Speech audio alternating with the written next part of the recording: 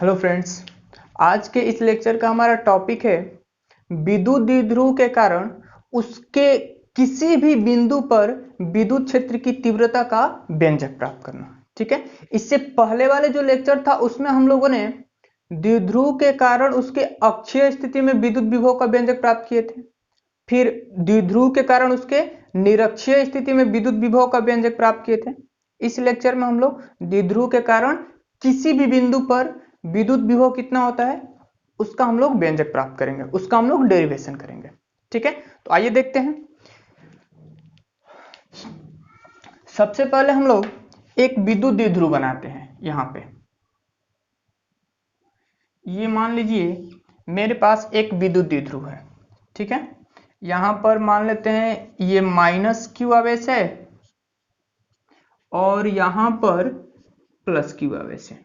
ठीक है, और द्विध्रुव के बीच की लंबाई टोटल कितनी होती है, यहां से यहां तक की हम लोग 2l मानते हैं। तो ये हो गया लेंथ l और ये भी लेंथ हो गया l। अब हमें क्या करना है, इस द्विध्रुव के मध्य बिंदु से ध्रुवीय निर्देशांक r, थीटा, देखिए ध्रुवीय निर्देशांक r, थीटा पर या किसी भी बिंदु पर, इसका अर्थ होता है जैसे मान लीजिए कि मेरे पास ये एक पॉइंट है O, ध्रुवीय निर्देशांक r, थीटा का अर्थ होता है कि इस मध्य बिंदु से r दूरी पर और थीटा कोण पर यहां पर एक पॉइंट है, यहां पर एक पॉइंट P है, यहां पर हमें व्यंजक प्राप्त करना है और इस पॉइंट को हम लोग लिखते हैं r, थीटा। तो ये जो पॉइंट हमने r, थीटा लिखा, ये ध्रुवीय निर्देशांक कहलाता है। ठीक है, यानी कि ये दूरी r है और एंगल थीटा है, तो ये ध्रुवीय निर्देशांक कहलाता है। तो उसी तरह हम भी क्या करेंगे, यहां से ये r दूरी पर और यहां पे थीटा कोण बनाते हुए एक पॉइंट P है जहां हमें विद्युत विभव का व्यंजक प्राप्त करना है। ठीक है, ये वाला पॉइंट क्या कहलाता है, द्विध्रुव के कारण किसी भी बिंदु पर। जैसे मान लीजिए कि पिछले लेक्चर में हम लोग द्विध्रुव के कारण उसके अक्ष में यहां पर विद्युत विभव निकाले थे, इसके मिलाने वाली रेखा का अनुदिश। फिर दूसरा हेडिंग था उसके निरक्ष पे, मतलब ऐसे इसके बीचों बीच ऐसे निकाले थे, इसके किसी पॉइंट पे विद्युत विभव निकाले थे। इस लेक्चर में हम लोग करना क्या है कि मध्य बिंदु से r दूरी पर और थीटा कोण पर एक पॉइंट P है जहां हमें क्या करना है, विद्युत विभव निकालना है। ठीक है, अब देखिए, अब एक चीज सुनिए, हमें इस पॉइंट पर विद्युत विभव निकालना है। तो विद्युत विभव निकालने के लिए सबसे जरूरी चीज क्या है कि जिस पॉइंट से विद्युत विभव निकालना है वहां तक की दूरी पता होनी चाहिए। मतलब कि माइनस क्यू के कारण पहले P पर विभव निकालना है, तो माइनस क्यू से यहां तक की दूरी पता होनी चाहिए, ये वाला, ये दूरी हमें पता होनी चाहिए। फिर प्लस क्यू के कारण अगर हम विद्युत विभव निकालेंगे तो ये दूरी हमें पता होनी चाहिए, ये वाली दूरी। ठीक है, अगर हम ये दूरी और ये दूरी किसी तरह निकाल ले तो हम लोग विभव इस पॉइंट के लिए आसानी से लिख सकते हैं। पहले माइनस क्यू के कारण विभव लिखेंगे, उसके बाद प्लस क्यू के कारण विभव लिखेंगे और दोनों को ऐड कर देंगे, मतलब दोनों को जोड़ लेंगे तो P पर विभव निकल जाएगा।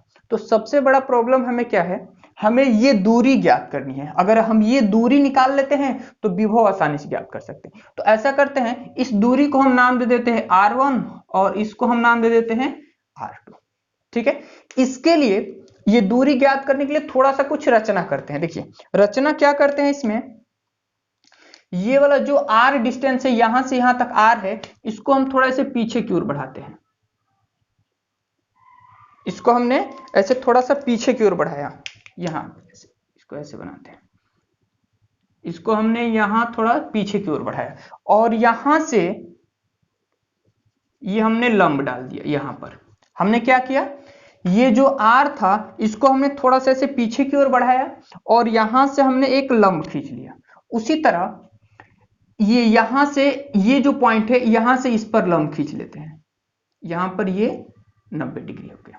ठीक है, अब नाम दे देते हैं A, ये B, P है ये, और ये हो गया C और ये हो गया D, ये तो O है। ठीक है, अब ध्यान से सुनिए, ये जो द्विध्रुव के बीच की लंबाई होती है ये 2l होती है। मतलब दोनों आवेशों के बीच की लंबाई कितनी होती है, 12 होती है। और ये जो लंबाई 12 होती है वो इस r की तुलना में, मतलब जो O से P की दूरी है उसकी तुलना में ये 2l लंबाई बहुत ही सूक्ष्म होती है, बहुत ही छोटी होती है। ठीक है, अब यहां इसके छोटे होने का क्या अर्थ है, अब ध्यान से सुनिए। हमें करना क्या है, हमें इस R1 का मान निकालना है। तो अब देखिए ये R1 जो है ये D और P dP के बराबर होगा। मतलब यहां से देखिए ये AP जो होगा वो क्या होगा, DP के बराबर होगा। ऐसा क्यों होगा, क्योंकि देखिए यहां से ये वाला लेंथ और ये वाला लेंथ दोनों बराबर इसलिए होगा क्योंकि यहां पे जो कोण बनेगा ये बहुत ही सूक्ष्म कोण बनेगा। अगर जब कोण छोटा होगा तो ऐसे देखिए, एक चीज और समझिए, ये मान लीजिए कि ये एक लेंथ है, कोई एक लंबाई है, और ये पॉइंट यहां से हम एक रेखा खींचते हैं यहां पर ऐसे। तो अब हम क्या देखते हैं कि ये एंगल अगर बहुत छोटा होता है, यहां कोण जब बहुत छोटा होता है और ये लंबाई भी बहुत छोटी होती है, तो ये वाला भुजा और ये वाला भुजा दोनों लगभग क्या होते हैं, बराबर होते हैं। तो कहने का अर्थ है कि ये AP और DP ये दोनों भुजाएं क्या होंगी, बराबर होंगी। यानी कहने का अर्थ है कि अगर हम DP का मान ज्ञात कर लें तो DP ही किसके बराबर होगा, R1 के बराबर होगा। उसी तरह ये R2 किसके बराबर हो जाएगा, देखिए R2 क्या है, ये PB किसके बराबर होगा, PB बराबर होगा ये C और PC के बराबर होगा। ये बात क्लियर है। देखिए ये P और PC और ये PB ये दोनों एक दूसरे को क्या होंगे, बराबर होंगे। ऐसा क्यों होगा, क्योंकि इनके बीच का जो एंगल है, यहां पर जो एंगल बनेगा वो बहुत ही सूक्ष्म बनेगा, और ये लंबाई भी, ये जो लंबाई है बहुत छोटी है, तो ये वाला लंबाई भी क्या होगा, छोटा होगा। तो ये लेंथ और ये लेंथ दोनों बराबर होगा। तो कहने का अर्थ है कि अगर हम यहां से P और C का लेंथ पता कर ले तो PC जितना होगा उतना ही तो क्या होगा, PB होगा। हमें करना क्या है, देखिए हमें -q के कारण P पर विभव निकालना है, फिर +q के कारण P पर विभव निकालना है। तो दूरी तो पता होनी चाहिए, जब तक दूरी पता नहीं होगा हम लोग विभव नहीं निकाल सकते। तो ये जो R1 लेंथ है वो DP के बराबर हो जाएगा, और ये BP जो लेंथ है वो किसके बराबर हो जाएगा, PC के बराबर हो जाएगा। तो अब हमें PC निकालना है और उसके बाद हमें PD निकालना है। ठीक है, अब देखिए ये तो हो गया। अब हम करते क्या है, यहां से देखिए एक त्रिभुज बन रहा है, ये थीटा है तो यहां पर भी क्या होगा, ये एक थीटा, ये कोण थीटा, तो ये भी क्या कोण क्या होगा, थीटा होगा। अब यहां पर एक त्रिभुज बन रहा है ऐसे AOD, ऐसे देखिए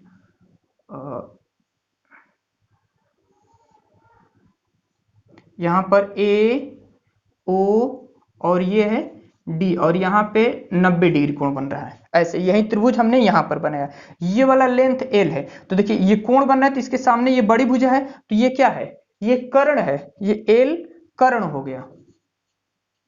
ठीक है, और ये हमें OD चाहिए, तो OD कैसे निकलेगा, ये देखिए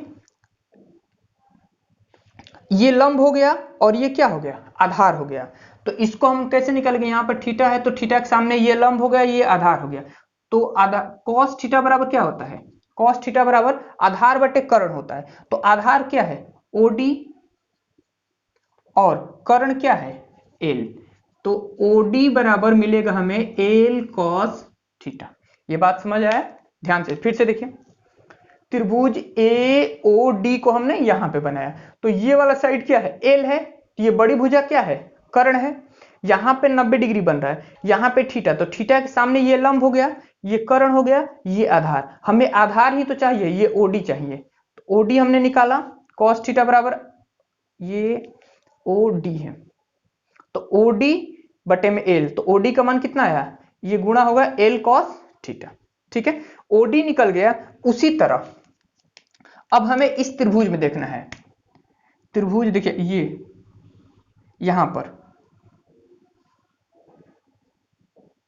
ऐसे, यहां पर ये क्या बन रहा है, थीटा, तो थीटा के सामने ये हो गया लंब, और ये बड़ी भुजा L है तो ये हो गया कर्ण, और ये हो गया आधार।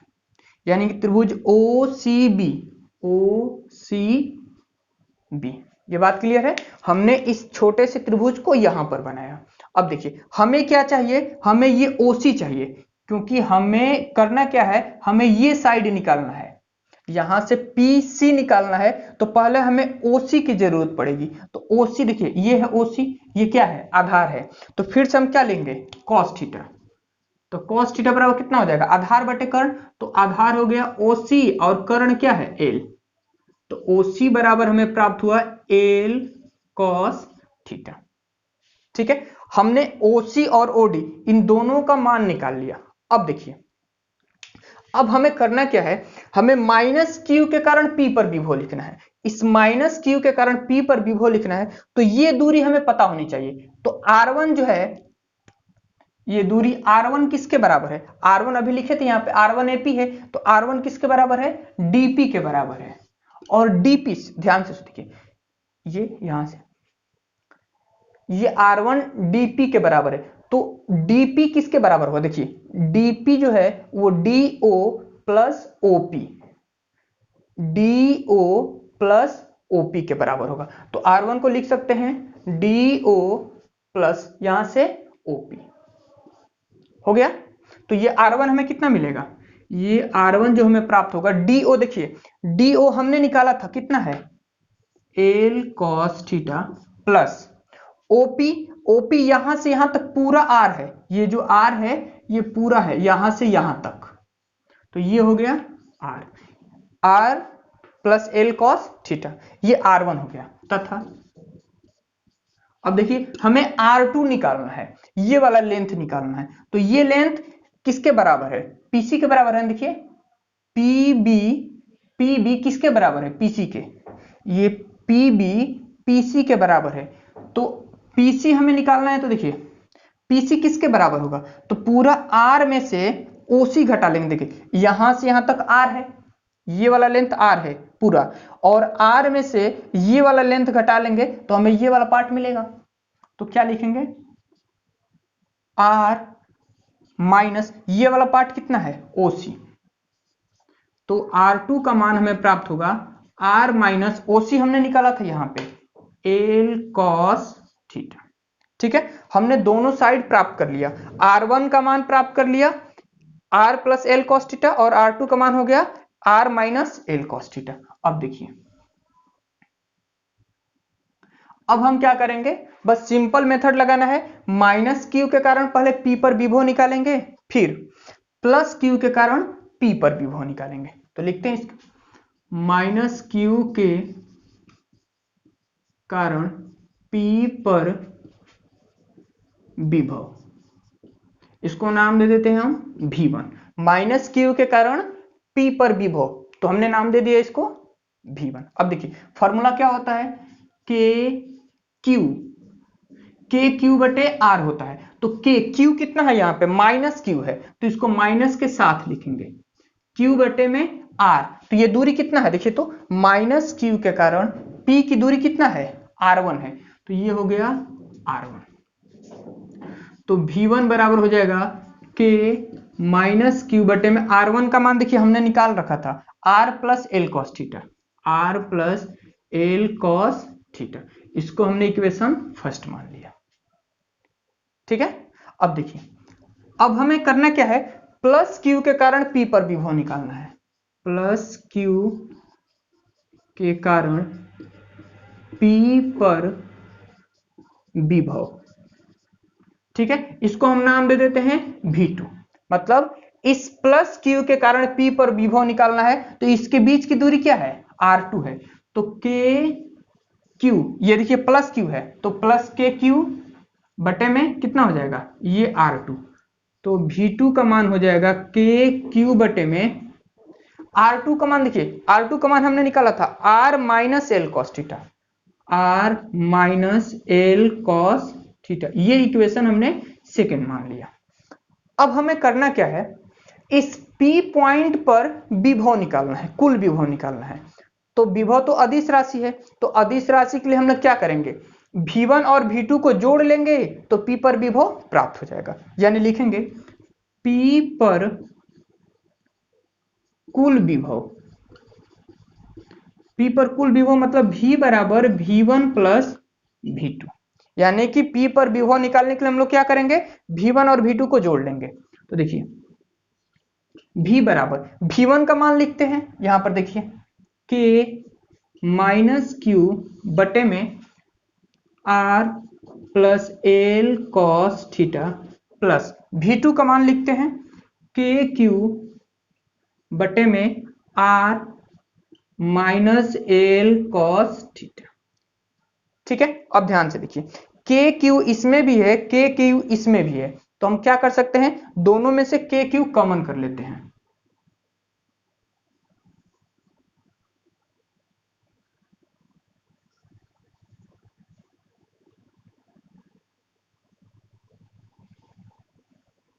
अब दोनों में से के क्यू कॉमन करते हैं तो यहां हमें प्राप्त होगा V बराबर, देखिए के क्यू कॉमन कर लेंगे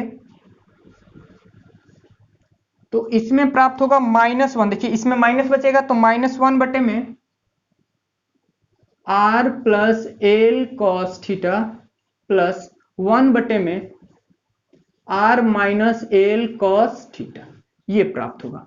तो यहां पे लिखेंगे V बराबर के क्यू बटे में, अब क्या करते हैं, इन दोनों का हम लोग एलसीएम लेंगे, तो एलसीएम में क्या आएगा,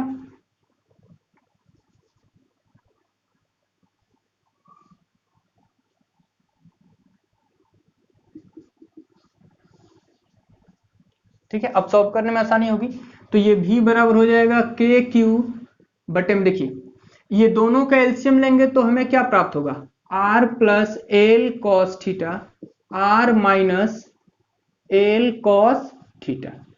ठीक है, और ये वाला टर्म इसमें गुणा होगा और ये वाला टर्म इसमें गुणा होगा, ऐसा होगा, बट्टा पे जैसे जोड़ करते हैं, ये वाला इसमें गुणा हो जाएगा और ये वाला इसमें गुणा हो जाएगा।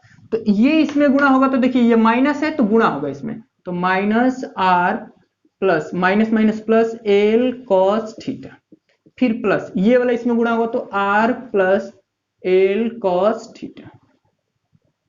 ठीक है, अब ये minus R plus R cancel हो जाएगा तो V बराबर क्या प्राप्त होगा, के क्यू एल कॉस थीटा हो जाएगा 2l कॉस थीटा, और नीचे देखिए नीचे में हमें क्या प्राप्त होगा, a plus B A minus B, यह है ना a प्लस बी और a माइनस बी के रूप का, तो a plus B into A minus B, A square minus B square, यानी कि R square minus L square cos square theta, ये इसका भी स्क्वायर और इसका भी स्क्वायर। अब इसको ऐसे लिख लेते हैं। अच्छा एक चीज और देखते हैं, देखिए यहां पर एल जो है वो एल क्या होता है, द्विध्रुव की लंबाई, मतलब कि आवेशों की बीच की लंबाई होती है और जो कि बहुत ही सूक्ष्म होती है, किसकी तुलना में, इस आर की तुलना में एल जो होता है वो बहुत ही सूक्ष्म होता है। तो हम क्या करेंगे, यहां पे लिखेंगे आर लेस देन आर, इसका मतलब एल जो है वो आर से क्या है, बहुत छोटा, मतलब कि L less than R, L R की तुलना में बहुत छोटा है, तो जब आर की तुलना में बहुत छोटा है तो एल स्क्वायर को छोड़ने पर, तो एल स्क्वायर को क्या कर देंगे हम लोग, छोड़ देंगे,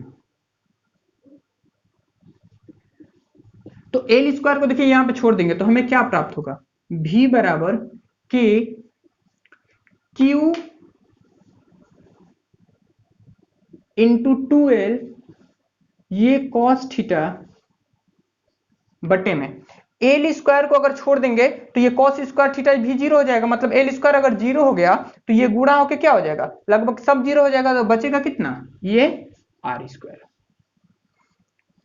ये जो प्राप्त हुआ, ये हमें प्राप्त हुआ कि विद्युत द्विध्रुव के कारण उसके किसी भी बिंदु पर, या ऐसे बोलते हैं विद्युत द्विध्रुव के कारण उसके ध्रुवीय निर्देशांक आर कॉमा थीटा, ये देखिए ये ध्रुवीय निर्देशांक आर कॉमा थीटा कहलाता है, इसको ऐसे लिख सकते हैं, ध्रुवीय निर्देशांक आर कॉमा थीटा पर विद्युत विभव का ये फॉर्मूला है।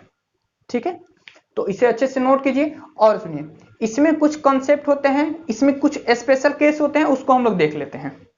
तो ये तो हो गया होगा, इसको अच्छे से नोट कर लीजिए।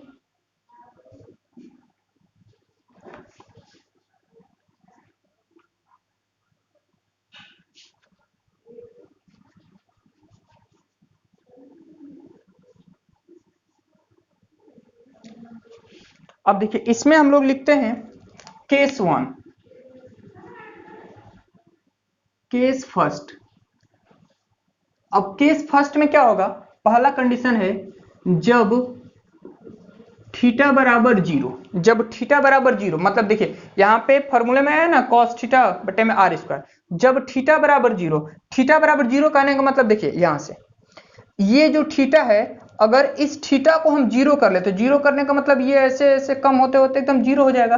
तो जब थीटा जीरो हो जाएगा तो ये क्या हो जाएगा, ये इसके अक्ष में ये जो पॉइंट है, ध्यान से सुनिए, ये पॉइंट है P। अगर ये थीटा जीरो होगा, ये जीरो होगा तो ये ऐसे धीरे धीरे कम होते होते यहां पर आ जाएगा, इसके अक्ष में आ जाएगा, यहां पर P आ जाएगा। बात क्लियर है। जब थीटा जीरो होगा तो इसको कम करते जाएंगे तो ये पॉइंट यहां पे आ जाएगा। तो जब ये पॉइंट यहां पे आ गया तो ये पॉइंट इस द्विध्रुव के लिए अक्षीय स्थिति बन गया। यही तो अक्षीय स्थिति कहलाता है कि दोनों आवेशों को मिलाने वाली रेखा पर ये पॉइंट आ गया P। कब आया, जब थीटा का मान हमने जीरो किया। तो जब थीटा बराबर जीरो तो ये स्थिति क्या हो जाएगा, अक्षीय स्थिति कहलाएगी।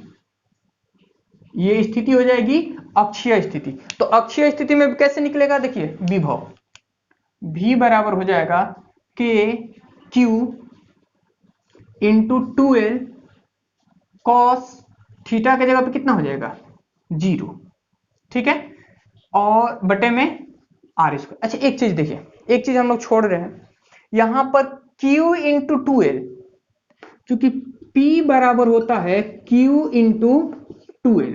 ये द्विध्रुव आघूर्ण होता है ना P द्विध्रुव आघूर्ण है, तो द्विध्रुव आघूर्ण Q इंटू 2L होता है। तो V बराबर क्या लिख सकते हैं, K Q इंटू 2L को लिख सकते हैं P cos थीटा बटे में कितना आर स्क्वायर। ये होता है किसी भी बिंदु पर विद्युत विभव का व्यंजक। तो यहां पर भी हम लोग लिख सकते हैं Q इंटू 2L की जगह पे P लिखा गया, तो के पी कॉस थीटा बटे में कितना आर स्क्वायर है। अब हमें थीटा के जगह पे क्या लिखना है, देखिए अक्षीय स्थिति के लिए थीटा बराबर जीरो, तो के पी कॉस जीरो बटे में कितना हो जाएगा आर स्क्वायर। तो V बराबर हो जाएगा के पी कॉस जीरो का मान कितना 1 बटे में आर स्क्वायर। यही तो अक्षीय स्थिति का फॉर्मूला आया था, के पी बटे में कितना आर स्क्वायर आया था ना। पिछले लेक्चर में हम लोग पढ़े थे इसको कि अक्षीय स्थिति में विद्युत विभव कितना होता है के पी बटे में आर स्क्वायर। या इसको ऐसे लिखते हैं के का मान 1 बटे 4 पाई एप्सिलॉन नॉट पी बटे में आर स्क्वायर। ये हम लोग निर्वात की बात करते हैं, निर्वात में होगा तो 1 बटे 4 पाई एप्सिलॉन नॉट पी बटे में कितना आर स्क्वायर। दूसरा कंडीशन, जब थीटा बराबर 90 डिग्री हो। अच्छा थीटा बराबर 90 डिग्री कहने का अर्थ है, देखिए ये वाला पार्ट यहाँ पे थीटा बराबर अभी कुछ एंगल बन रहा है, जब 90 डिग्री हो जाएगा तो ये ऐसे हो जाएगा, मतलब ये ऐसे घूम कर 90 डिग्री पे आ जाएगा, यहां से ये पूरा 90 डिग्री बनेगा यहां से। तो जब 90 डिग्री बनेगा तो सोच के देखिए, ऐसे जब 90 डिग्री बनेगा तो ये पॉइंट P यहां पर आ जाएगा, ये पॉइंट ऐसे 90 डिग्री हो तो P पॉइंट यहां पे आ जाएगा। तो P पॉइंट जब यहां पे आया तो द्विध्रुव के लिए ये पॉइंट क्या हो गया, निरक्षीय स्थिति हो गया। तो थीटा बराबर जीरो तो क्या हो जाएगा, ये निरक्षीय स्थिति, ठीक है।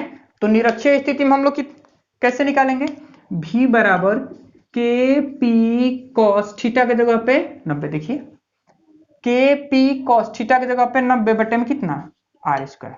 तो ये हो जाएगा के पी बटे में आर स्क्वायर, और कॉस 90 का मान होता है जीरो, तो V बराबर कितना आया जीरो, ठीक है। ये हमने पिछले लेक्चर में देखा था कि निरक्षीय स्थिति में द्विध्रुव के कारण जो विद्युत विभव आता है वो कितना आता है, शून्य आता है। तो ये इसको हम लोग ऐसे भी कर सकते हैं, ठीक है। तो इसे अच्छे से नोट कर लीजिए। और देखिए जब भी हम डेरिवेशन करेंगे उसका लैंग्वेज जरूर लिखेंगे। लैंग्वेज कैसे लिखना है, ध्यान से सुनिए। सबसे पहले क्या करेंगे, लिखेंगे माना ए बी एक विद्युत द्विध्रुव है जिसका द्विध्रुव आघूर्ण P बराबर Q इंटू 2L है। ए बी एक द्विध्रुव आघूर्ण है जिसका द्विध्रुव आघूर्ण P बराबर कितना है Q इंटू 2L है। उसके बाद लिखेंगे इस द्विध्रुव के मध्य बिंदु O से, इस द्विध्रुव के मध्य बिंदु O से ध्रुवीय निर्देशांक, क्या चीज, ध्रुवीय निर्देशांक r, थीटा पर, इसको हम लोग क्या बोलते हैं ध्रुवीय निर्देशांक, ध्रुवीय निर्देशांक r, थीटा पर एक बिंदु P है जहां हमें विद्युत विभव का व्यंजक प्राप्त करना है। ये बात क्लियर है? उसके बाद सब हम लोग जितना डेरिवेशन था वो सब कर लेंगे। ठीक है, तो आज के लिए बस इतना ही। अगले लेक्चर में हम इसके आगे का टॉपिक सॉल्व करेंगे।